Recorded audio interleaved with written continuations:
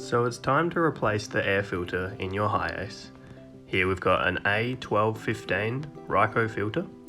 You notice the air comes in through this grill, down the side there, and across to your motor. Through this piping here, and once it goes through that piping, it's distributed into the engine depending on whether you have an EFI setup or a carby setup. Sitting by the front wheel, lay down and look underneath that front mudguard. Here you'll find a thumb screw to undo. This removes the cover and exposes the air filter. Make sure you don't lose the screws.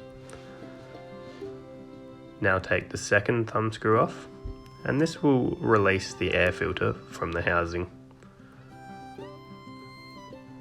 And out it comes.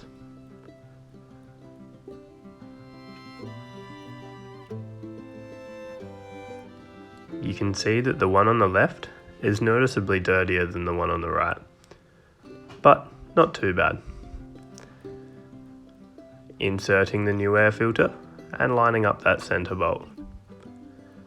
Now that's on, we can screw on the first thumb screw again, making sure it's nice and tight. Now the cover goes back on, and with that cover on, the second thumb screw. And that's our air filter done, ready for some driving.